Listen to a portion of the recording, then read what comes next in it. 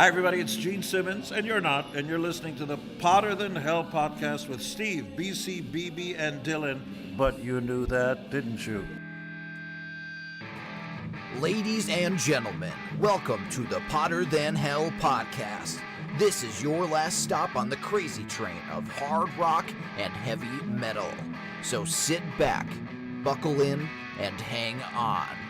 Here we go.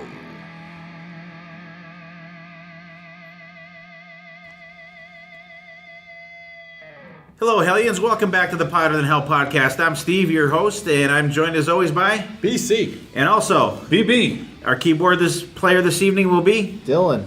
And we are joined by our musical director for the podcast, if you will, Mark Sutorka. He recorded all the cool music that you guys hear on here. Hey, Mark, what's up? How's it going? Good. Welcome to the show, Mark. And like I said before, you guys, Mark recorded all the music that you guys hear, our intro and our music during our hidden gems and our outro music. From what I gather from Mark, he's working on some new stuff for us. True? This is very true. I got some recording equipment and I'm ready to go. We'll do what we do with every guest here. Give us your Reader's Digest version of how you got into music and plug your music. All right. I got into music, well, geez, right here in this good old town of Carbondale. All right. Back in the early 80s, I was playing in a band with Ronnie Pascoe, and actually that's when I met you. And yep. We used to hang out at the now gone Teen Center. Yeah. Just took it from there. We started playing and then doing the cover stuff. Then I got into an original sort of kind of hair metal band. I guess you prefer melodic rock is more like it. Now I just do an acoustic duo, an acoustic solo. Called what?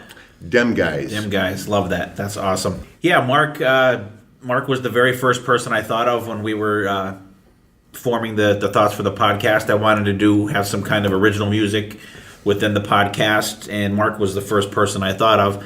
And Mark and I have just kind of reconnected over the last couple years and stuff. I've been friends with Mark, like you said, since like the early '80s, and it's great to have friends. He only lives a couple towns down from us now, and we're glad to have you here, Mark. And what better episode to have him on than the 50th episode of Potter Than Hell? 50 this week. Wow. Happy birthday, BC. All right. We'll go around the table. We'll do our usual here, see what everybody's listening to, give some people out there maybe something different to listen to or something to check out. BB, what do you got going this week, music-wise? All right, BC, how about you? Crickets. I'm just doing a lot of just shuffle play and just whatever comes on. Not really anything in particular. I'll be honest. Strike two. Okay. Dylan, how about you? What are you listening to? He'll have something for us, definitely. Well, I've been listening to a bit of Hammerfall lately. They're really good, kind of power metal, I would call them. I first got into them through their covers because they had this one album, Masterpieces, that had a bunch of covers, like Crazy Nights, not Kiss Crazy Nights, but Loudness Crazy Nights. But they had Detroit Rock City on there from Kiss, and I think they did a cover of My Sharona later on. So I got into them through their covers, but I'm really digging their regular music as well that they created themselves. So Hammerfall, that's who I've been listening to. All right, they're cool, band. Mark, you listen to anything different these days? Lately I've been checking out the new Priest albums. Also listened to a lot of Hailstorm, and I've been checking out Demon. I really like them. I don't have the big heart on like you do for them, but I think they're really good. They are. They're good, and their new album should be coming out relatively soon. We talked to them guys in May, and like Mark, actually, I listened to the Firepower album today. Actually, new Priest, still love that album. And I was doing a little research for an upcoming episode and going through my iTunes and stuff. And I checked out a band. I don't even know how I even had them on my iTunes. I must have seen a video somewhere, or someone must have mentioned them. A band called Devil's Train. Real great hard rock band, kind of in the vein of Phil Campbell and the Bastard Sons, mixed in with, I'd say, someone like Little Caesar, maybe. That type of music kind of reminds you of maybe biker rock or something like that. Like a really good hard rock band. And actually, this evening, just so I could get all the stuff cleared out of my head for the what we're doing tonight. I listened to the new Lords of the Black album, Icons of the New Days. I know BC had mentioned them on one of our other episodes, and just a really good album. The song, like, they're kind of like a band. I was listening to it and kind of writing some stuff down for tonight, but like I kept stopping because I was like, "Ooh, shit, this song is really good," and then I started over and then listened to it again. So check those out, you guys. And it was BB. Did you come up with anything? Well, just the other day, I picked up a couple vinyl records from the Van Halen catalog. That's probably about the only thing I threw on the turntable. That's about what I've been listening to. Nothing spectacular really this last week. Sorry, very very boring. Well, that's okay. That's all right. No problem. Thanks, buddy. You can't go wrong with Van Halen, that's for sure. All right, this week we're going to do, we haven't done one of these episodes in a while. We're going to do a little Kiss episode. We're going to talk about Little Kiss. I think Dylan had this idea, I think. Was it you, Dylan? I think so. Good job, Dylan. Yeah, no problem. Because we were kind of talking about what Kiss episodes we did. We did the Unmasked to Masked. We did, I think we did like the ones like Psycho Circus and Carnival of Souls, and those ones we did. But we hadn't done any classic Kiss stuff, which is kind of weird. Like, we've done all of the newer stuff, and we didn't do any of the old stuff. So Dylan came up with the idea, well, why don't we talk about the first two Kiss albums and the last two Kiss albums, and how they came together, and then how they kind of went full circle, and, back to, with just the band recording. And I think it is cool how, they started out as just a four-guy unit, all of them writing the songs together, recording together, and then it went through all the whole history and, band members in and out, and they've had this stable lineup now for probably almost 20 years, I would say. I don't know the exact years of that, but now they're the last two albums that they did, Sonic Boom and Monster, they are back to that four guys in a room making an album. And I thought it would be kind of cool, just to get the differences and talk about everything like that. What do you think, BB, when we come up with that? I thought it was kind of cool because, especially when you think about it, you're going the first two albums with the original lineup, and then you're going the last two albums, which were actually the first two albums of the newer lineup, and they've been together longer than the original lineup. So it's kind of cool how we turned this into almost like a Kiss bookend extravaganza here. Well, definitely, of course, the original Kiss is always in my heart is the best, but the later Kiss has been interesting for me. I guess I don't know. Interesting good or interesting bad? Well, we'll get to it. Okay. Good and bad. All right. Mark, what about you? I'm kind of glad that you did this because I haven't pulled out, the two new ones, I listened to them pretty much once and then they sat on the shelf. And then the first two albums, I've listened to them sporadically over the years, but doing this podcast, I actually, put the headphones on and I could hear the subtle nuances that I wasn't really paying attention before. So it's kind of cool. Yeah, I came up with the idea, so obviously I like it. But I thought it was a good episode to do, especially for the 50th episode of this podcast, because, our name comes from one of the albums. We're all pretty big Kiss fans. And it's a concept that we always come back to, a topic that always it's ripe with information. And what better way to look at Kiss than like the very beginning and the very recent, I'll say, of their career. I won't say the end because we don't know, but they haven't recorded an album since this last one came out, 2012. 12, so yeah. That's 6 years ago. That was Gene and Paul, by the way. George R. R. Martin trying to write the next Game of Thrones book. Come on, guys. Yeah, so we'll go through here. If you listen to this podcast, you know what Kiss does. I just did a quick outline. Paul and Gene, they met in 1968. They formed, Wicked Lester with a bunch of other cast of characters, and then they decided they didn't want to do what those guys were doing, so then they went on their own. Put an ad in the Village Voice for Peter Criss. Talked to him on the phone. Would you be willing to do anything? Blah blah blah. Wear a dress? Yeah, whatever. And I like with Peter Criss, he was repeating all of the questions that were being asked to him, to like the party, to the people in the room, people at the party. Yeah. So so then they played as a threesome for a while, and then they put an ad out for they wanted a guitarist with, I don't know, depends on who you ask. Flashing balls. Flashing balls or something like that. And, Ace came in. Bob Kulick actually was one of the guys that auditioned also, and they felt Ace was a better fit. And I guess Ace played Deuce with them first. And I think Bob was actually playing when Ace came into the rehearsal and then just started plugging in and tuning up, and they're like, "Hey, dude, could you wait? Yeah, wait your turn there, And he had jackass." the 2 different colored sneakers on. That's I think the 2 different colored sneakers that got him the gig. Yeah. Yeah. So I mean, and we talked about Ace playing, and why does he do all these Kiss songs? I mean, I guess he does claim that Deuce is his favorite Kiss song, so I'm assuming that's why he plays that all the time. But I still wish he wouldn't do all just Kiss songs that aren't Ace songs when he plays live. Ace. Well, he saw Vince Neil playing all Motley Crue songs, and he's like, "Well, I can play all Kiss songs." We know my feelings on that. So they finally get out. They play some shows. The makeup evolves as they go along. Bill O'Coin sees them. He promises them to get if he's their manager, to get them a record deal within 2 weeks, and he hooks up with Casablanca Records.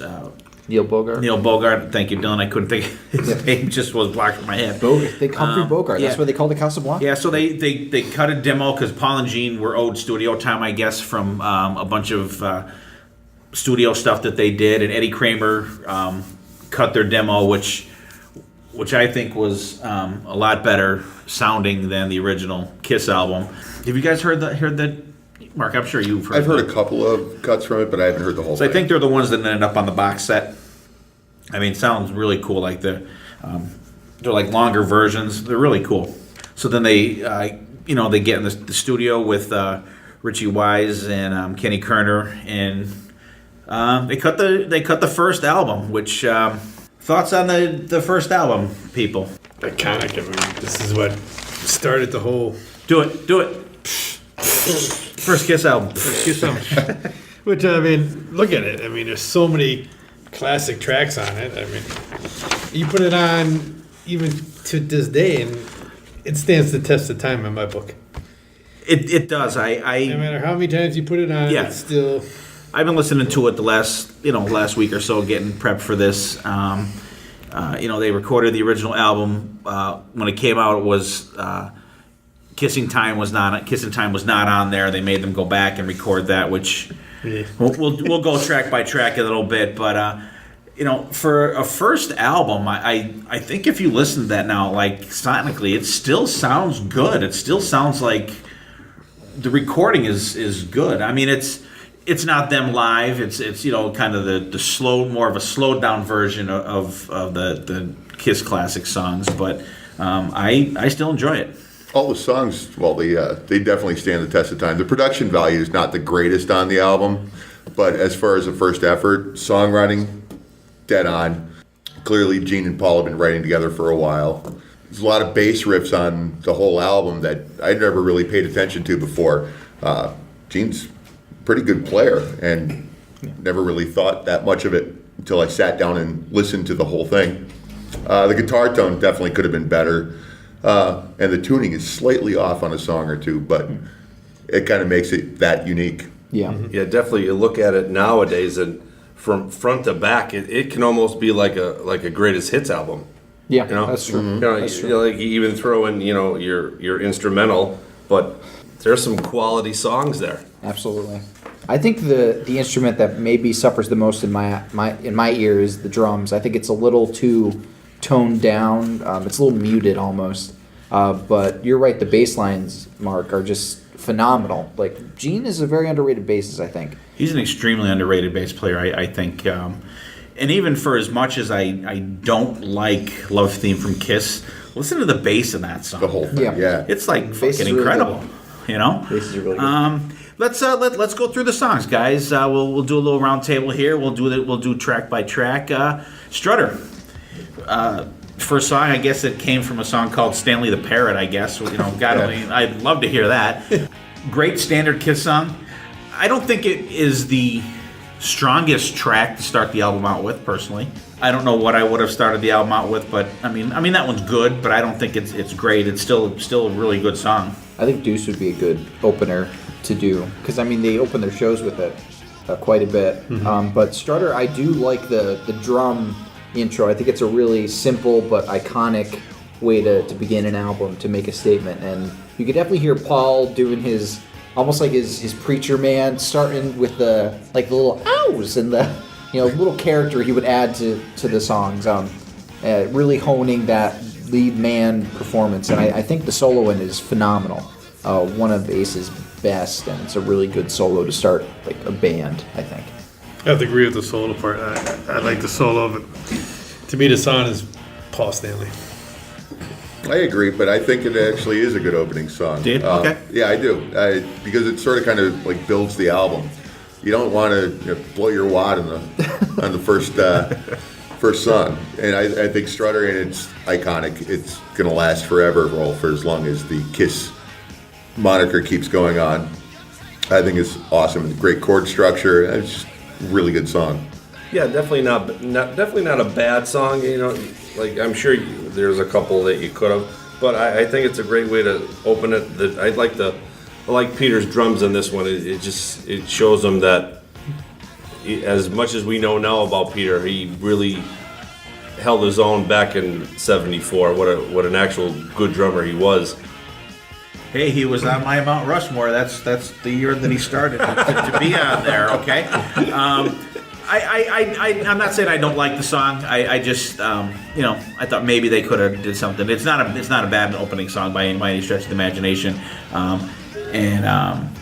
That's the song we saw. If that's the one that we saw on the Kiss Cruise, I think it is. I think we saw them do Strutter on the Kiss Cruise on the first year that we went. But that's the song that they really haven't played live in a couple of years, so that'd be cool for them to bust that out again. And then you go into Nothing to Lose, Gene's ode to hitting the back door, we'll say. But good song though. But it's a good song. I just hate I like how they do it on the Kiss Unplugged, but I hate how they do it on the Kiss Unplugged. Because once I had a baby, and then I hate that extra background part when they do it that way. I agree. See, I hate that. I disagree, because I think it harkens to the rock and roll roots of this song. You have the Jerry Lee Lewis piano in the background. You have the call and response with a little bit of improvisation. This is the most 50s rocker on the album, I think. And the vocals are really on point, and They are, but I don't like that extra on the acoustic if it's one. Peter Criss but to the original version, it's good. Peter's got a really cool voice for that. I think it's a good back and forth with everybody singing on that song. Really cool. I like Peter's actual drumming in, and I don't know how to definitely put it into words, but just a good rocker. Good rocker. It comes off live. I like live music way better than anything. You know that. Oh, absolutely. I agree. I tell you what, I like the studio version better than the acoustic version. Also, showcased all three vocalists that were singing at the time on this album. Song's upbeat, it's moving. The solo is short, but it's sweet. And like Dylan said, I really like the piano in the background. I think that's the only song on the album that has that I think too. so, yeah. Yeah, and there's versions out there where they replace that, where they put a live version of Nothing to Lose on there, because they didn't want to pay the guy royalties to play the piano on it. Because there are some versions out there, I guess, with the version from Alive on there, I guess.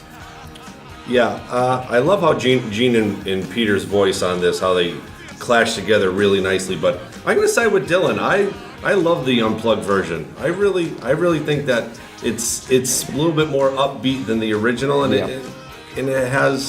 it just has something different, different vibe to the song. There's a joy to it that I could feel from especially from Peter Criss on that song. He seems so excited to be I'm just happy to be here. He's happy to be there. And I think it goes into the song, and it adds to it. So I like that version, but I just don't like that part of that version. I would rather the chorus. The chorus remains the same. Same for the Catman. Yeah. Oh, I forgot about that. That makes it 100 times worse. Then we roll into Firehouse, one of my personal favorite Kiss songs. I just hate how the solo is shortened. Well, I don't know. You could say shortened here and longer on Alive. It's a great song. I love it. You know, being a firefighter, I always thought it was cool. I mean, I wasn't a firefighter when I was listening to this as a kid. I mean, my dad was a firefighter, but I always thought it was a cool song. And you'd see the pictures of Paul with the fire helmet on, which, you know, because there's been fire helmets in my house since I can remember. And it was always cool to see. And I always liked that song. It was the song that Gene would breathe fire for. Cool song. I love it, and it actually the version on the original album is like light years behind how they did it live. Yeah. Like even just watch them on I think on the Mike Douglas show. I think that's what they do it on, and it's just even way better on there. Love it. Mm-hmm. Yeah, it's a song so good that a band named themselves after it. A band that BB I think is a huge fan of. Kicks. No, I love the sirens at the end to add a little, and the clanging of the bell, and adds a little character to the song. It makes you, because they're definitely trying on certain times to evoke their live show, and I think you could definitely hear it there. I was never a big fan of like the middle part after the chorus where it's like, I don't know. I can't remember. It's like bad weather, but it feels so good. good. Like it just seems so. It's such a weird transition to that part, and like the rest of the song flows like well, and then it's just like a weird switch, and then it goes back to the.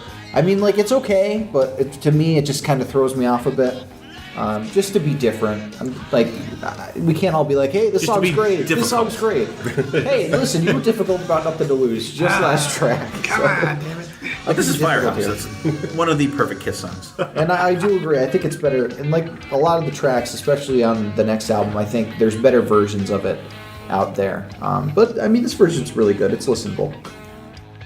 Yeah, I gotta agree with Steve. This is one of my favorite Kiss songs, and I think it's not only it's a great song, but it takes you back to when you first heard the song and seeing the videos, and like you said, the fire, the lights, and the siren, and no matter how many times you hear it, you can picture it. It's a good visual song. It's a good visual song. You see it in your head when you hear it, no matter how many times.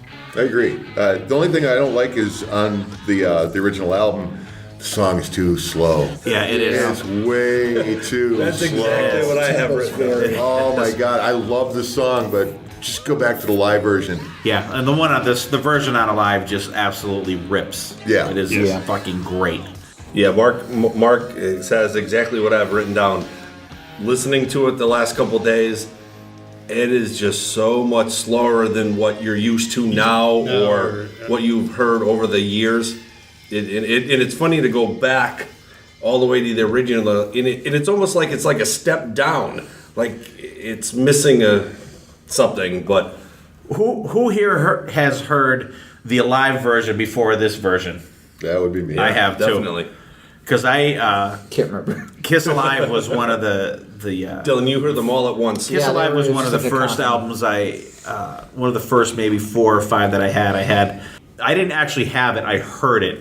One of my friends, Jim, and I think I said this on another show. We'd be playing wiffle ball, and we'd take a break, and I go up in his brother's room and put on Kiss Alive, and but I never had the album, but I had heard all these songs, and then when I finally got and I had it on this album on cassette, and I got it, and I was like, wow, these songs are so different, because you're a young music fan, you don't really know, you think you hear a song in concert, it's going to be the same as you hear on tape, and I was probably 9 years old or something like that, 9 or 10 years old when I first heard Kiss Alive, and then right around that time, like after that fall, I heard the album version, and you're a young music fan, you don't know shit, and there's not stuff out there back in the 70s like there is now in the 2018 or 2010s, whatever you want to call it, but and it kind of takes you back to, you're like, wow, like that is so different from what you're used to hearing. Yep. At least when Alive 2 came out, I was able to, I had heard Destroyer and Love Gun and Rock and Roll Over prior to that.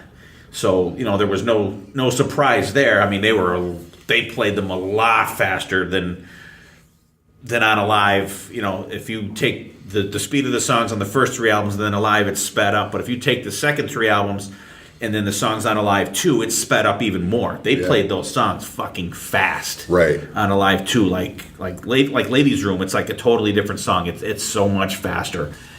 There goes our first tangent of the night.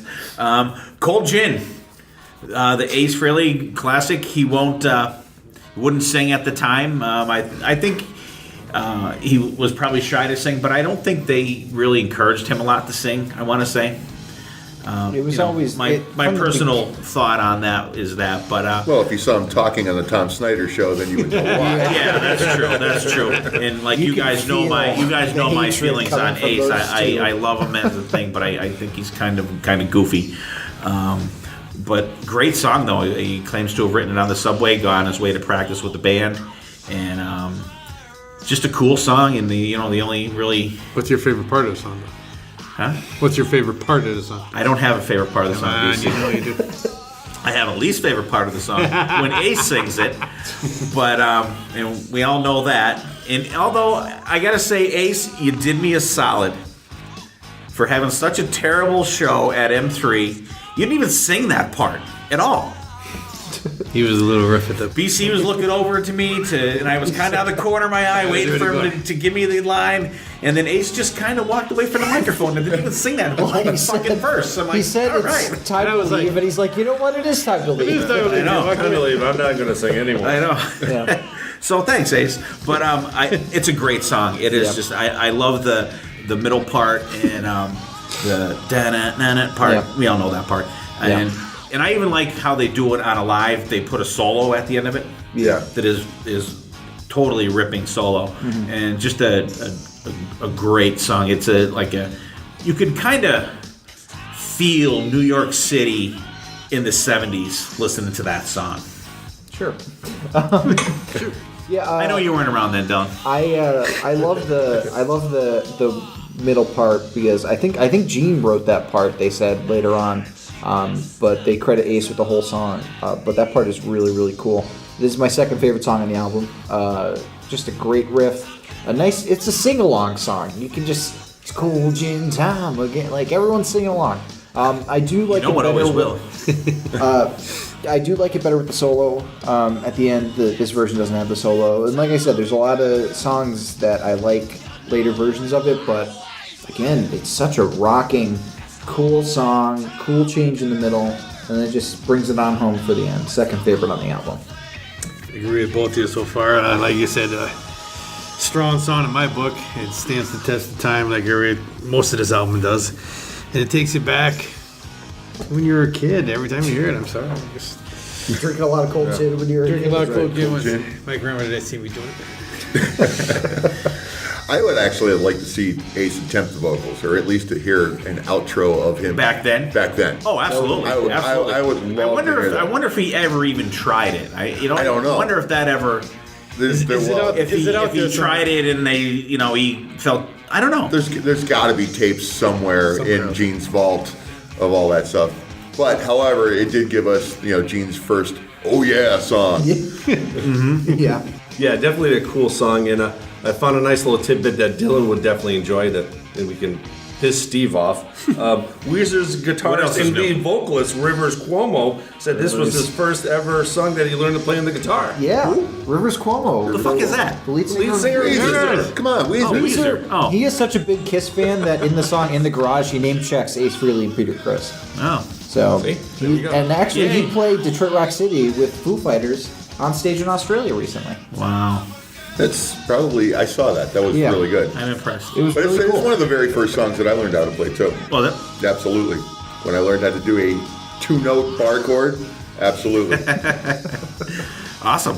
Cool. Oh, and I love the shimmying cymbal at the beginning with the. It's All a right. different sound, but it sounds cool. Yeah.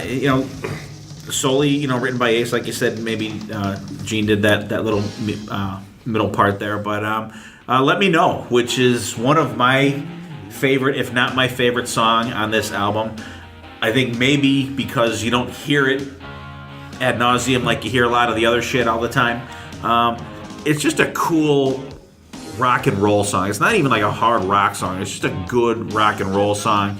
It's got a great feel to it. It's the first song you have Gene and Paul trading vocals back and forth on verses. Co-written by Gene and Paul. Just a great song, and they have the jam at the end that they end up doing on live after She, I think it is. Yep. Yeah. And I believe that is called George. Don't quote me on that. I'll have to look it up, or I'll have Dylan look it up when someone else is talking. But I believe it's called George, and it was always cool. Just a cool thing. Dylan could put this behind my voice when I'm talking when he edits this. Well, I was just gonna put the whole song. Do you want me to skip to the end of the song? Yeah, there you go. That'll work. The song's so good. Though. This is my favorite on the album. It might be one of my favorite Kiss songs of all time. I just love. There's like a pure quality to this song that you never have with Kiss songs, because they're always like so, dirty. Like there's a song about anal sex on this album, but like this one seems kind of innocent. And it was actually the first song that Paul played for Gene when they first met, back when it was called Sunday Driver. Yep. And I love the trading of the vocals. There's some songs that I got sick of with the trading of vocals. Cough, shout it out loud, cough. But this one is just so good, and like their vocals work so good for the parts, and I love the and it's cool. It's really cool, and like there's like the ending with the whoa. But you hate that for She. Yeah, but like it's cool when they're doing it because they're doing it together, and it's not Peter Criss going really screechingly loud. It's like them just like I could almost picture them like at the mic together, and like they're just like let's do it, and then like they just decided to ad-lib it. But it's a really cool song, and I love it so much. I gotta agree with everything here, but the vocals, I like the vocals back and forth. I like that. No. Yeah, I love that. I like that. It's such a Ending part's cool. really cool. I think that sticks out in my mind. It's kind of like a doo-wop ending. That's It was different for Kiss. I think Gene pretty much had a lot of doo-wop in him when he was writing anyway. Yeah. But this is my favorite song, like hands down on the whole album. The trade-off of the vocals, awesome. Tasteful solo, absolutely. And actually probably one of the solos that like influenced how I play. Really? So, absolutely. Ace is a huge influence on me. But I sitting back and listening to these albums, I'm like, yeah, I totally stole that lick. Okay, I stole that lick. And Mark can shred, by the way, you guys. I had the same idea with the outro. It clearly was a different song that they didn't want to trash, and so they moved it to the end of this. Spliced it in there. Yeah. Yeah, I definitely agree with everybody. I like the vocals back and forth. It definitely has a 1974 song vibe, but I don't know if this is my favorite off the album. Go like everybody away. else. And it was nice having BB on the podcast. Thanks for Is the talking next to me. song We'll your see you at the favorite? next Van Hagar show. Next one your favorite? Yes, the Kissin Time. Yes, definitely. Yeah, and now we get into a little murky waters. This song was not on the original release of this album. I think it was Neil Bogart that made them go back in and record this song, Kissin Time. It was. I always picture the Village People when they play this song. He almost spit his beer across the table. Because when they do anytime and they do U.S., I can picture them doing the letters with their hands above their head when they do USA. Thanks. I'm never going to be able to hear this song again without thinking that. See, but that's what I think of when they do that. It's just so fucking stupid. Yeah. Dylan. It's a really weird song. It's so contrived. I'm listening to this album, and I completely forgot this song was on the album. And I'm like, oh my god, this is such a good streak. You're going from Firehouse to Cold Gin to Let Me Know what's next. Kissin Time. Slam the car Like into the reverse. drums are kicking in, and I'm like, what is this beat? This is just so weird for Peter Criss to be doing. And then like they're singing St. Lou, and I'm like, you're not even gonna finish Well, because it rhymes. It rhymes in the song. That's why. And I'm like, you're just listing off cities. Like, what is the point of this song? Well, they did. I guess they did rewrite it to fit. Well, yeah, they were going. It's like, okay, They were we can doing the keep kissing contest. It's We can just keep in Detroit because that's a rock city. Total fucking New York because disaster. we're here right now. Like, whenever you do a song purely for commercial value, I think you lose some points. But God, this is not a good song. Even no. I don't think they Taking had that out. the choice to do it. no, they definitely didn't. And I'm actually we were talking about vinyl before we came on the air here, and I'm definitely looking for a version of the first Kiss album without Kissin Time on there. Aren't we all? BC. Yeah, I'm gonna. This is very. Now that I have that vision of the. It's funny. I was listening to songs just going, "Oh my god!" And that's I hated that part, the USA. But now that you mention that, I'm not like Mark. I'm not gonna be able to not picture that. It's going to replace YMCA at weddings. Yeah. USA. Oh god! But no, that's a week. Actually, I think the song, looking at the song itself, Gene's vocals are pretty much the best out of all of them. Paul and Pete, they're okay, but Gene definitely nails it. The solo, interesting. You cannot see Mark's face when he said that. Yeah, I think definitely somebody from Casablanca or Warner Brothers had something to do with this song being on this album, and I'm sure none of these guys wanted any part of this song to be on there, but It is what it is. it is what it is. In the Behind the Mask book, where like they go track by track and everybody talks about it, Kissing Time had the longest like paragraph because they were like, yeah, Neil Bogart wanted us to do this, and like it was literally everybody against him, and He Paul was paid the like- bills. Yeah. Paul was like, yeah, he's like, I would rather like. He was praising Neil Bogart and like talking about like, yeah, even if he makes you a flop, he's still gonna make you big. So Well, when you're a band and it's your first album, you do whatever. Yeah, you they do Fall in say. line. You're Absolutely. although When I you do, wish upon a star, sure, why not? Casablanca did stand up for Kiss when they did a Warner Brothers, like celebration party. And Right, they wanted to They were make like, it fun. no, you guys are too much. We need to tone this down. And they're like, nah. And then they dropped them. Yeah. Warner Brothers dropped Casablanca. So Yeah. Now for the rose in between two thorns, Deuce. what a rose. One of the best Kiss songs ever. That's a Kiss song that I don't care if they play every time that I see them. Yeah. Not that I see them, a ton of times, but that's a song you don't mind seeing them do. It's shortened though on this album. You don't get that that part where they do the choreography, back and forth and stuff on that because it starts to fade out right when that part would come on. But the solo, the guitar, Ace's guitar work on this song, I think is probably, I'm going to say second best because I'm going to get to the best at a point coming up here. I'd love to. But I think, just a great kick-ass song. And, Gene even admits the lyrics really mean nothing. They're just kind of words that he's singing that goes with the music pretty much. But just a great rockin' song. It was their opening song for years. It's the first song you hear on Kiss Alive. Fucking great. I can always picture now in my mind those explosions that are on Kiss Alive when it, boom, when it kicks in. Yeah.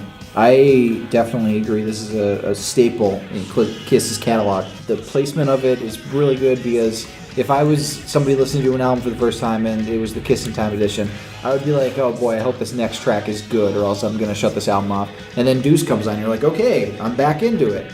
And then you might be back out of it for the next one if you get bored, but I think Deuce is a classic Kiss song for a reason. There's not too much more I can say that you haven't already said. Yes, this is my favorite song off this album. I think it's one of the strongest songs off the album, and it's definitely standing the test of time. Yeah. I agree. It's Deuce is one of my favorites, and it's another solo that influenced how I play. Ace just nailed it on that. Yeah, really, really great song. Fits fantastic on the album. Another like a glove. iconic song. It's just weird, like it doesn't have a meaning. Like after all these years, listen to it. So like you go through the Well, Jim is working hard this year. you think Deuce and so many things can go through your head. It's just funny how there's never been a meaning to that song. Have you ever said somebody's worth a deuce? It's like, you're worth a deuce, my friend. we have a. I'll tell you guys off air. We have a story in my family that happened to me. Not personally, but that's a different meaning. Preferably Different deuce. And it involves the word deuce. It's disgusting, but it's funny as fuck. If anybody, if you see us at the Rock and Pod Expo, or you see me out on the street, I will tell you the story. I won't tell it on the air here. It's fucking hilarious. But just a great song, and I guess that was the first song that Ace played along with Kiss. They started playing. They told Ace just join in with leads, and I guess he just tore it the fuck up, and that's pretty much what you have on the finished product of the album. And then we get to the second debacle of the classic Kiss album, Love Theme from Kiss, instrumental. It was derived from a song called Acrobat and something else too. I forget what the fuck it was. Like I said at the beginning, Gene's bass line just is the only saving grace in the song, I think. It's just mellow. It does not fit the album at all. If they did the Acrobat portion, there's versions of that out there. It would have been much more preferable to this, you know. And it just even sounds stupid. Love Theme from Kiss. It's just dumb. Yeah, I wouldn't call it a debacle so much. I just think it's kind of a stale, boring instrumental. Sucky. Usually you want something impactful, like a really cool solo, or like something that's like... This is more of like an interlude, I think, than an instrumental, I would call it. It's more of like, let's take a breath after the awesomeness of Deuce. We need to fill the album out, so here's this random noodling that we had. But hey, the next track's good, so just keep on listening. It's almost like background music for when you're talking, maybe like right now, like I'm talking about a song, and you just have it in the background. Waiting at the doctor's office. Yeah, it's like an elevator song. Yeah, it's nothing special at all. You can throw it off easily. I agree with that, but before Kissin Time, this is probably my weakest song on the album. Oh, I mean that's Without a goes doubt. without saying. I didn't put Kissin Time on there, but you just kind of pushed it down a little bit, like not far, but a little bit more. And Yeah. it doesn't do nothing. I disagree. This is one of my favorite songs on the album. A classic. Mark was never invited back. No. Oh, God. I have a Love Theme from Kiss tattooed on That's my right, back. I do. All the words. it clearly sounds like, you know, hey, let's have a couple of beers, you plug in your equipment, and let's just play. And then somebody said, hit record. Yeah. And we don't have enough songs for this album, so let's throw Put something that on on. there. What are we going to call it? I don't know. Let's call it the Love Theme from Kiss, man. Yeah, I wonder who came up with that title. Yeah, that is kind of... That sounds like a producer thing, maybe. Or management Let's kind hope. of thing. Let's hope so. Yeah. Let's call it the Love Theme. Yeah. Because if you recently see Paul Stanley, he just released he found like a reel-to-reel all these old Wicked Lester songs, and you know they have boatloads of songs already in their bank at this time.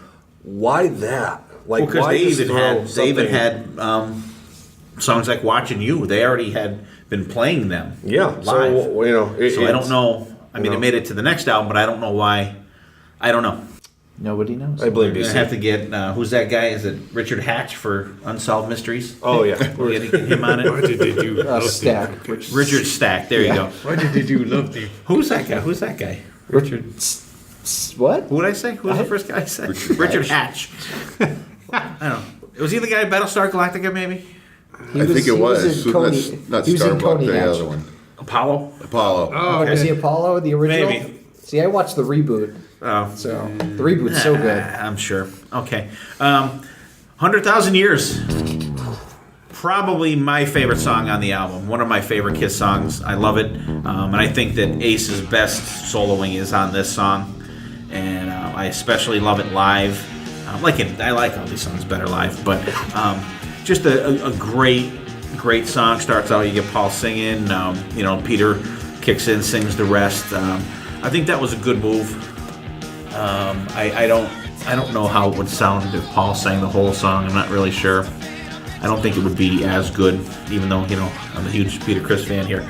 But I do like his vocals on it. I think it's a cool song, great ending song, and No, oh, that's Black Diamond. I'm sorry, I'm on the wrong side. 100,000 Years is 100,000 the second Years. Wondering what he was song. talking about. Did I listen to the same album? Here. The penultimate. Oh my I think God. you're going, wait a minute. All right, my bad. I'm looking at Black Diamond on my paper here, but I'm Kiss talking 100 about 100,000 Years. Great song. The drum solo on Kiss Alive is friggin' epic. We talked about Brian Tishy doing it on the Kiss Cruise. Just a great song, and that was Gene's spitting blood song also live. Before I get into 100,000 Years, he was Apollo, and it's Robert Stack. That Robert was Stack, Unsolved Mysteries. 100,000 Years, I love the bass intro. I'm a sucker for bass parts because I play drums. But I love the sorry, but like Paul's performance in the song is probably my favorite from him on this album. It's got some energy. He really puts Like, it out there, I think, yeah. on this song. I think it's his most energetic vocal. And I think the drums on it are really, really good too. This is where I could see Peter Criss being on your Mount Rushmore. Later on, not so much, but on this song, I could definitely see it. So he was good till 77. So, You're just going to keep it short and sweet about this song. Peter Criss, drums. Peter Criss. I think this is definitely Paul's best on the album. It's the most intricate song on the album. And it's the start of Paul's vocals becoming more powerful to what he built up to into the 80s. It's awesome in the solo. Solo's freaking great. Yeah, this is my favorite song on the album. I love how it builds from the bass and it just goes off from there. It's just a fantastic song. The first time I heard this was my first Kiss album was Double Platinum, and after all those kick-ass songs and that 100,000 Years always stuck in my head. Just to this day, it still is. Still blows me away. So you heard the weird version of Strutter before the regular version. Yes. It's very interesting. That is weird. Yeah. And like Gene even said, like, why Strutter did we 78. why did we re-record that? The original's perfect. Yeah. Well, that was when Sean Delaney had his hands in a lot of that stuff, mixing shit around for Double Platinum, which even for nowadays it gives people more reason to buy it because they are different versions of the songs. It's cool. And it's weird. I mean, you can put it on and say that's Double Platinum version. That's You can definitely hear First the- Kiss Yeah. version. They wrap it up with Black Diamond. Now I'll talk about Black Diamond. I like the I love Paul the bass and intro of it. Paul, yeah. Paul does the little part in the beginning, and then it kicks in the click, click, click, hit it. But just a great song. That the soloing in that song is excellent. What do you guys think about how it ends? How that fades out? Do you guys like that or not like that? Some people absolutely fucking hate it.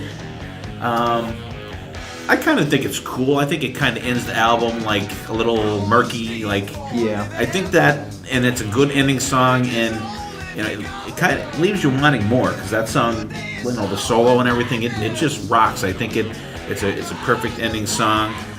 If they did end it the way that they end it live, more bombastically instead of fading out, I think it may have been a little more impactful. But I don't hate it. I like the way it ends, but I really like the part before it. I feel like that is such like an epic and everyone's kind of, it's almost like a Led Zeppelin just bombastic ending, and then they kind of do the tune down. I think it's a bit of a letdown for me. But I don't mind it. I love the whole song. I think it's the perfect song to end the album out of all the other songs on the album. And I think everybody's on point to end the album. A really good end to a debut album. Yeah, I love it. And Loud? I love it. And I like the song. And the end. I don't mind the end, but it could have been more. Like you said, Bombastic. Yeah. Yeah, it's not bad. A little more final. Yeah. Like a hard ending. Yeah. Yeah, as far as the ending goes, I don't love it. I don't hate it. It's just pretty much there. Yeah, it's non-climactic. But I want to go back to the beginning of it because I love the song, the recording of it. Wikipedia says that it was recorded on a 12-string acoustic. clearly that is just an electric guitar, like a 6-string electric Oh, really? guitar. Yeah. And they should have done it on a plain old acoustic guitar. It would have got more oomph from It it. sounds chintzy. Almost. It does. But it's yeah. but it just starts with him singing it too, so you don't Right. even get that His singing is longer fine. intro that you get live. too. Right. Yeah. Yeah, but I think if Yeah. they would have used like a different guitar on that, or even if they did use a 12-string guitar, whoever mixed it should Yeah. find a new job. And they kind of did the same thing with I Want You on Rock and Roll Over, I think. Right. You know, I don't know the guitar status of that one, but that Sounds one much better. is another one also that they do a longer intro on the live, and you know, because he just starts singing on Rock and Roll Over also. Yeah, I actually like Peter Criss's vocals on this. It almost shows like his roots of jazz and his raspiness. I really think it really fits this song well. And sometimes when I think about the ending, like I wonder how many people like had like an 8-track, you know, and never heard it. And They thought it was and dying. you're like, holy shit! My 8-track's getting eaten. Oh shit! And it's like, Yeah. So it's almost like a joke in a way. Yeah. can- I'm trying I to can think see back that. because the first time I heard that was on cassette, but I don't. Yeah, it does I kind of don't sound think like I it's remember. it's I getting don't think I the remember cassette. thinking that. And an 8-track. I may have, but I think I would have remembered if I. It was on LP for me, and I thought that the turntable had stopped. Like so, like it's like Yeah. it's like your turntable is just sliding into the swamp at the Yeah. end. You know, It's like the Kong cycle. Yeah, yeah. I think the background vocals in that song are really good. Like the Black Diamond. yeah, Yeah. like those make the song. And I think the solo is kind of just like a takeoff solo. It's just like like kind of launches the song into another realm once the solo begins, and you know, just a great song live visually that they do. An awesome version on Kiss Alive, and I didn't mention before the album. The album, they recorded the album in October of '73. It took like 13 days to record or something like that. Crazy. And they released it February 18th of 1974. Who do we think is the MVP of this album, Dylan? For me, it's a tie between Gene and Ace. I think Gene's vocals sound great. His bass lines are amazing, and I think Ace's solos are phenomenal. He steals the show a lot on a lot of these songs. So I'm gonna say Gene and Ace for me. Pawneys. Just, they've always been the... After listening to this over the past couple of days, I got to go Gene. I mean, I love Ace's solos, but I think Gene had more input on this album and the way it came out and the structure of the songs, and he made me think that he's a better bass player than I thought he was. I'm gonna go Peter Criss with Get out of here. with Black Diamonds and his drumming ability and also with Nothing to Lose. I really think he has that jazz background, brings a little bit different feel when he sings. I don't know what it is, but I'm gonna go Peter Criss. I may right. fall over my chair, but I'm gonna go Peter No, Criss. he's good on I may this. fall over in mine. No. I'm gonna say probably Ace is my MVP on this. I mean, he doesn't sing at all. I think at this point he's solidified their sound. I think the solos totally fit the songs. I don't think there's one solo on this album that you could go, that didn't really fit the song. You know, I think it just was. He was totally in the pocket on this. He wasn't too fucked up at this time. And It's early. you know, I mean, and like Mark said, I would like to hear maybe if there's some version of him out there singing Cold Gin. But I really enjoy his playing on this one, so I'm gonna go Ace. They toured for this album. I guess they toured from like even before it was released, and they're out there playing these songs. They pulled them off the road in August of '74. Boom, right back in the studio. Same producers, Richie Wise and Kenny Kerner, but they had moved to L.A. in the meantime. So then the Kiss camp moved out to L.A. to record, and you know, apparently the guys in the band were pretty much like fish out of water out in L.A. The drug culture starts up, and Ace and Peter start getting fucked up, and Ace wrecked his car the day of the photo shoot, fucked up his face, and he could only put the makeup on one side of his face, I guess, and they had to, what passed for Photoshop back in the day back then, transposed his face and double on the other side. There's a lot of people that just hate this album just for the sound of it, but I don't think it should be people want it re-recorded. I don't want it re-recorded. I think once you get dabbling in like that, you're gonna fuck stuff up. And these songs are and also in like the first album, some of these songs are at a snail's pace compared to how they played them live. Especially Hotter Than Hell. Especially the title track is just like move along. But what do you guys think, Dylan? I definitely am not a fan of the production of the album. It's just sonically of a lesser quality to me. It just sounds a little empty-ish, I would say, from the production. It doesn't sound rich. And especially seeing like there's some really good songs on this album. I mean, there's some clunkers, but none to the level of Kissin Time. Thank God. Like, I don't know, this the album was originally supposed to be called The Harder They Come, and it's a hard-ish sound to it. Yeah, production-wise, I'm not a fan. I mean, music-wise, some good stuff. It's an okay album for me. It's not like a classic in my mind, and that might be blasphemy for some people, but it's okay. I have to agree. I mean, when you're listening, you come off the first album, and they're pretty much only not even a year apart. No. Yeah. No. But like you said, there's the production. It's the production, just the lack of. There's something lacking compared to the hollow first one. sound. Yeah, it sounds hollow. It's something Just lacking directly. compared to the first one. Yeah, it's like too much reverb. Yeah. Or like standing too far away from the mic, or whoever mic'd it didn't mic it properly. But I don't think the album needs to be re-recorded. No. It does need to be remastered, and that would take care of that. Yeah, it's more muffled. I think it's muffled than the original. It's a good word for it, yeah. I like it. Yeah, and they recorded it pretty quick. They recorded like May to August. No, not wrong album. I'm sorry. They recorded Jesus it Christ. August of '74. I'm sorry. It was Yeah, I think released. Tommy It was Thayer released. really rocks No, it on was this released one. in October. That's what I was getting at. Eric So it was Singer out. It was sounds out there pretty. It was out there pretty quick. I mean, they were. I mean, I really wish that they would record at this pace these days. You'd have a lot more stuff out there, but Paul's too busy painting. that's true. Leave him He's alone. got his painting stuff to do. But let's do this. Let's do a little track by track here. Got to choose BB. We'll reverse this time. We'll get here a little from BB first with his Vinnie Vincent shirt on. Yeah, I think this is a pretty okay opening track. I think the next song would have been a little bit better of an opening track, but got to choose what really stuck out for me as this opening track is the cymbals. The cymbals on the song is just so rich and so crisp. I don't know why, but that was the first thing that grabbed me. Headphone wise, boom, cymbals. I absolutely love this song. I love the intro. It's one of my favorites. There's great lyrics. Backing vocals are awesome.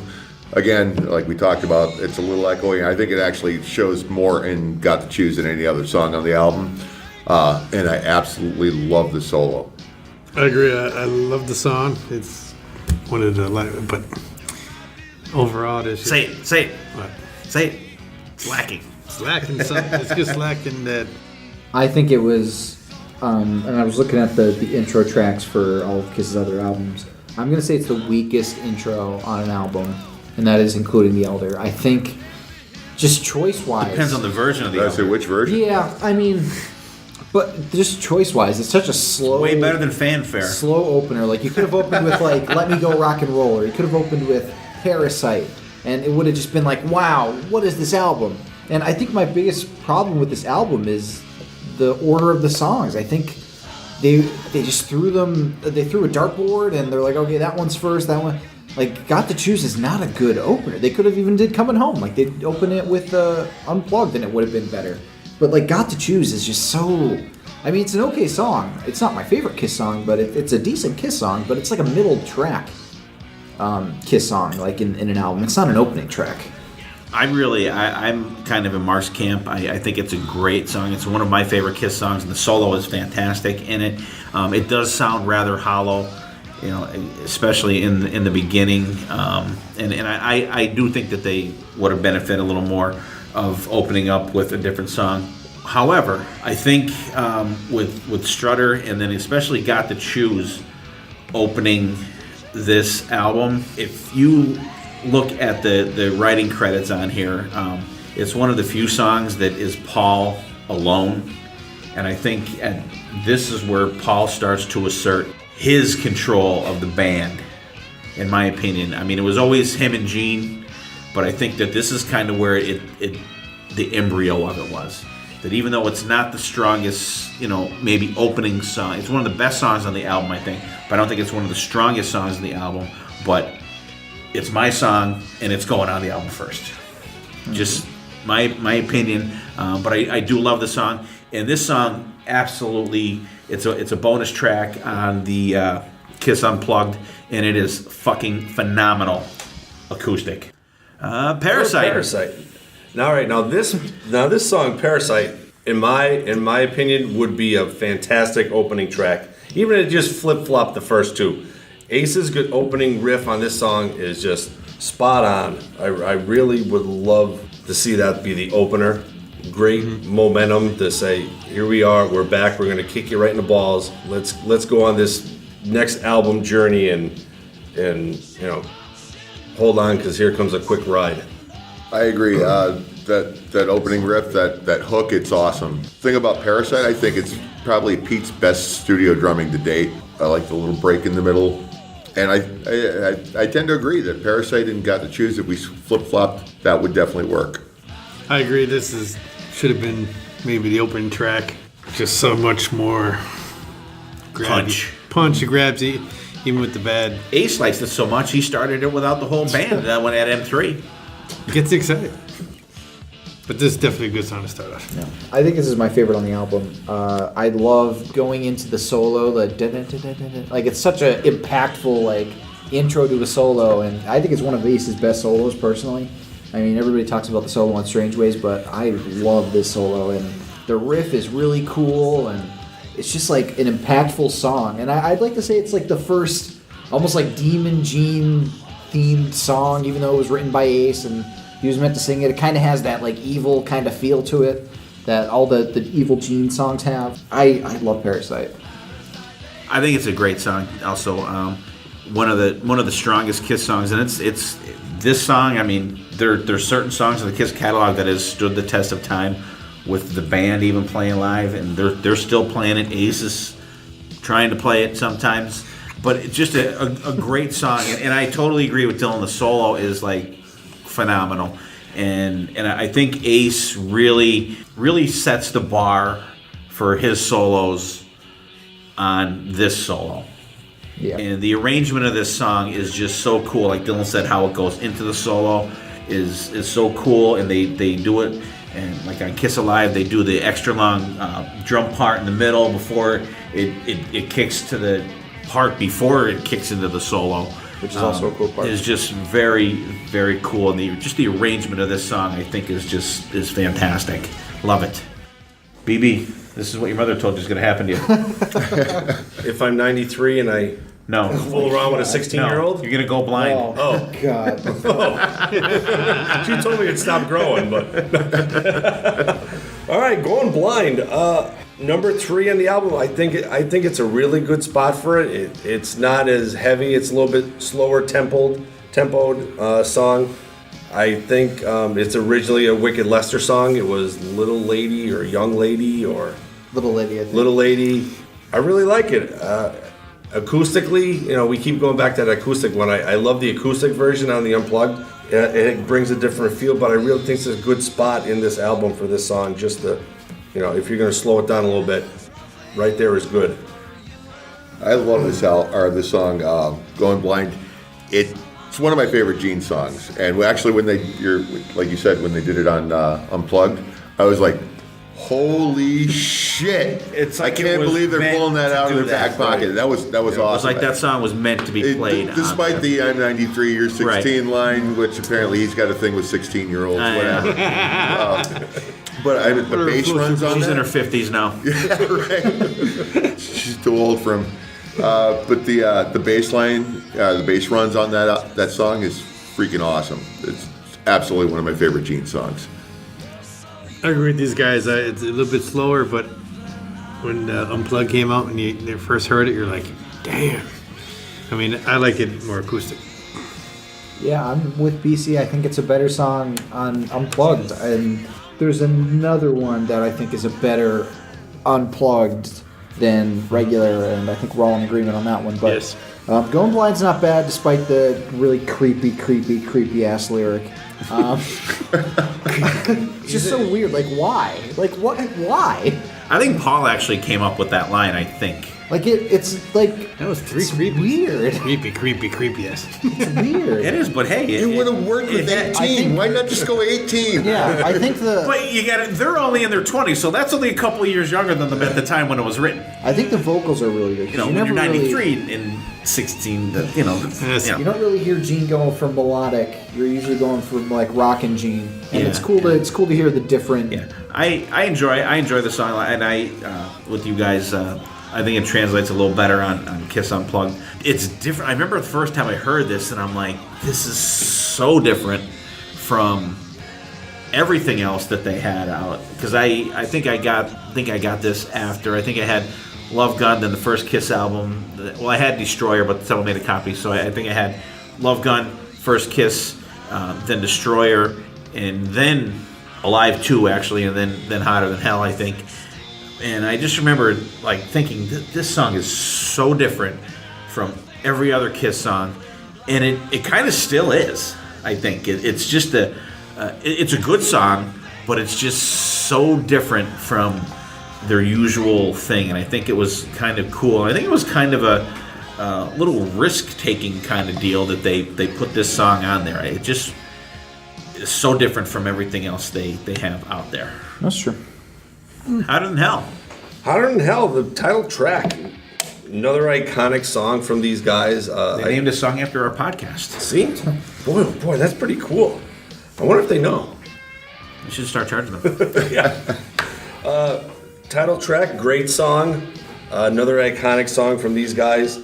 I love the line, "It'd take around the whole wide world before the even is through." That just always stuck in my head. I really think that's a great line. It just so many ways to interpret that verse.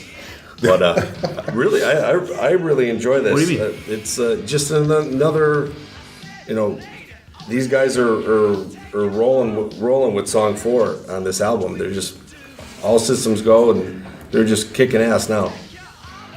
I agree. It's definitely a good song. It's one of my favorites. It definitely should be a little bit faster. Just a little bit. And I love the break at the end of the song. That's like one of my favorite parts of it. Yeah. Definitely a classic, and I can never forget the rip, and destroy. Damn it, I was gonna bring that up. I stayed home from trick-or-treating to watch that damn thing. Dismiss the Phantom. BC, thoughts on Hotter Than Hell? One of my favorite songs, but I have to agree with Mark. After hearing it and you go back to the original, it's like so slow. I mean, if they picked it, not so slow, but if they pick it up to like the live version. It's about how Peter played it now, though. But now, yeah, but we're going back to 74. Come on, man. I think Rip and Destroy is a much better version of the song. I really think it's a good song. It's definitely probably the best song you have as the title track. Parasite wouldn't make a really great album name for a second album in the 70s. But I really like the song. The break, I think, is, like Mark said, the best part. It's a great sing-along song, and that's what Kiss is good at, is like the sing-along choruses. Yeah, I love the song. I love the break at the end. And it's funny, too, because Mark mentioned Rip and Destroy. And it's funny now because, like, you watch the Kiss Meets the Phantom movie, and they start doing it with the different lyrics, and everybody's booing and like, what the fuck, and everything like that. If Kiss did that now, everybody would lose their fucking mind. I'm going to say a lot of people would be confused as to why they're changing the lyrics, because I don't think that many people watch Kiss fans, I'll tell you what, Kiss fans, if you're a Kiss fan, even if you're a Kiss fan of the hits, you've watched the Phantom of the Park. Or the Attack of the Phantoms, whatever version you want to call. I think if they did that, imagine if they did that on the fucking Kiss Cruise. I just had an amazing idea for the Kiss Cruise. they do live commentary for Kiss Meets the Phantom of the Park. It's almost like Mystery Science Theater 3000, where they're like making fun of the movie as it's going. Like they can be like up front, like the screen. That'd be cool. And they'd be making fun of it. That would be so awesome. That'd be awesome. I'd pay admission just to see that, but Paul would never do it because he doesn't like admitting that. He hates it. I think they have a little more lighthearted attitude towards it now that it's, the wounds have healed. The scars are still there, but the wounds have healed. And back to the song. It's on this album. It's still a good song, but it is at a snail's pace on this. It's glacial. Like the drums are dun, dun, dun, like it's like pulling teeth to get them to play this song all the way through. But the re-recorded on Kiss Classics Regrooved is even slower. Yes, it is. Really, yes, and I'm like, is. oh my god, I didn't think you can get any slower than this. But great song. Let Me Go Rock and Roll. Rock and roll. Yeah, this is a really, really great tune. I think it shows a different side of these guys because it seems like this is like one of the faster paced songs on the album. It gives you a little different view of musically how actual quick, they're getting a little bit faster, compared like Hotter Than Hell was a little bit slower. This song, Let Me Go Rock and Roll, has a different speed of tempo to it, which is a really cool side of these guys that you haven't seen yet. Let Me Go Rock and Roll is my favorite on this album. It's the best song. The licks, the lyrics, the structure, the breaks, it has it all. They honestly, for live shows, should drop Rock and Roll All Night and end the show with this. It's my favorite. It's moving. It's good. Best on the album. I agree with that. That's the greatest thing ever said so far is get rid of rock and roll over and play this song. Not rock. Get rid of the whole album? The whole album. Get the whole album. Just Mr. Speed. Great song, great, like BB said, great tempo and changes and everything, but I really love the song, but it's not the definitive version for me. Like the live version, it's like the extended, it's so good. And I just like, I love what they do with it on a live as compared to on the studio album. And that's the one fault of this album. It's like they don't have the definitive versions on here for me. But the song, I definitely agree, it would definitely be a better closer than Rock and Roll All Night. Well, this song used to be their closer. I mean, Rock and Roll All Night was just until they released it as a single after Alive. It was pretty much just another song towards the end of the set, and Let Me Go Rock and Roll was their closer. It is, and it's the I totally am in line with you guys. When I saw them in Vegas, I believe that I saw them the second night, and I believe that is the only night that they did Let Me Go Rock and Roll in Vegas. And I think they did like third or fourth. It just fucking ripped.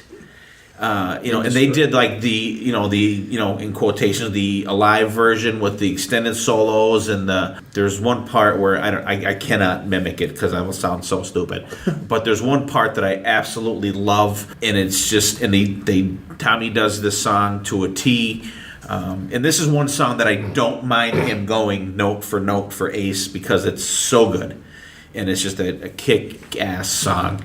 Absolutely love it, and I would say it's probably my second favorite on the album.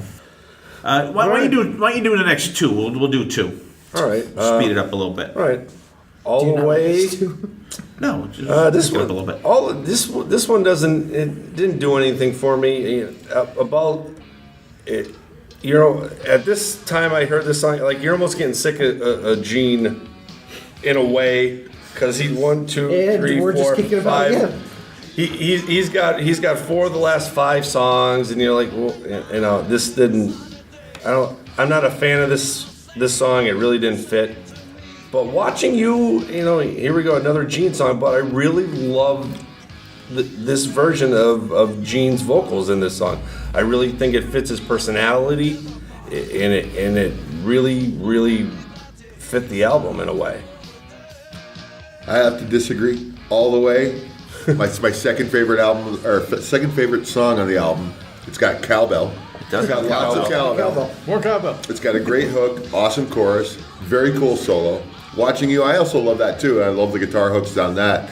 It's a great song, but All the Way, I think that's probably one of Gene's best on this album. I'm gonna go back with BB. All the Way did do nothing for me. Not saying that it's a bad song. I'm just saying it did really. Not a favorite. It didn't grab me. And Watching You, come on, that's a classic. That groove. Yeah, I think I like Watching You better than All the Way. All the Way is not bad. I do like it. Definitely a song that I never noticed until this listen through, because you see all the songs you're used to, and then this song All the Way comes up, and I like it. It's good, but Watching You's got that really cool riff that just catches your ear immediately, and the chorus is cool. How it doesn't actually get to the title of the song until the very end of it, and you're thinking when he does the What to Do, you're thinking it's going to be Watching You, and he throws you off. The first time I heard it, I was like, oh, he's going to go into Watch. No, what? Well, he actually says Watching You in the first verse. Yeah, I know, but in the chorus I'm talking about. Oh, okay. And then at the very end of the song, it's Watching Us. Yeah. Throwing you off, making the real fans. You're watching us. Well, it's written from the movie Rear Window. Yeah, Rear Window, Yeah. which is a great movie. Yeah. All the Way, I enjoy All the Way. Not my favorite song on the album, but I enjoy it. I think it's good. I think it's a decent song. Watching You, absolutely my favorite song on this album. I really think the best version of this song is on Kiss Alive 3. When I heard that on there, Bruce sorry Ace, but Bruce just fucking kills that song. It's so great on Kiss Alive 3. Fucking love it. I was surprised to see that on there. I knew they did it because we saw them for that tour, but I was just so shocked to see that song on Kiss Alive 3. Other than, I think War Machine definitely should have been on Kiss Alive 3. But I absolutely love the song Watching You. That was always like a funky song, kind of. Once it gets into the, into the verse and everything, I absolutely love that song. Kick ass. Yeah. Take out the next three, BB. Boom, boom, boom. 8, 9, 10. All right, Mainline these three songs. Peter Criss song. They let him sing something. You can definitely tell it's another 1974 song. You can tell Peter Criss has that jazzy background from the way because he's got to sing something. Yeah, they gotta keep him happy. But it's all right. It's all right for that era. It's all right. Definitely not a great Kiss song. Coming Home, one of the better songs on the album, I think. Great lyrics, guitar work is fantastic on it. Strange Ways, I love how they close the album with this. I think Peter Criss sings this rather spot on. And I love Ace's guitar distortion towards the end of the solo. I think it's a different sound that you're not used to hearing from Ace, which I thought it was a really, really cool song to end the album. All right, Mainline. It's a great bluesy song. It's a good fit for Pete's voice. I love the solo, but they should never ever have gone back to the intro for the end of the song. I just didn't think it fit. Coming Home, that's probably Paul's strongest vocal on the album. It's got a good structure, and I love the walk down, but the whole song is in need of a solo. There's no solo. Strange Ways, I'm going to be the odd guy out here. I think it's weird. Maybe on purpose. It doesn't fit with the rest of the material on the album. But it's a Kiss song, so I'll listen to it. Mainline, to me, I think it's Peter, but the song didn't catch me. It seems very... Mainstream, not Kiss. Yeah. But anyways, not saying that guy right there. But Coming Home is to me a very good song. I like it more on Unplugged than on this one. Not saying it's bad. Mm-hmm. And Strange Ways to me is one of my favorites off this album. It's got that heavy groove to it. And like you said, it kind of doesn't fit, but kind of makes it stand out too. Mainline is a song apparently that Peter Criss threatened to quit the band over if he didn't get to sing lead vocals on. I have no idea why that's the case. I don't think it's that special of a song. It's okay, it's listenable, but I don't think it's I need to sing lead vocals on this or I quit the band level of impact. Coming Home, I agree with BC. It is so much better on Unplugged. Everybody is just... I think Paul's voice sounds really... He's much more confident in the 90s. than he is here. And he has actually the experience of being on the road for so much longer, so you feel the impact of the song a little more. And Strange Ways, I think I have to agree with Mark. I think it's kind of weird on the album. It never connected with me, and maybe because it was like, oh my god, the solo that Ace does, like it was almost overhyped for me. But I think it's an okay song, but it doesn't really fit with the album, I think. Okay. Mainline. Not crazy about it. I think the best version that I've ever seen of it, they played it on the Sail Away show on Kiss Cruise 6. Eric Singer singing it. I could take it or leave it. It was cool to see them play it live. It was always cool to see them play something that you haven't seen before. Coming Home, totally agreeing with everybody.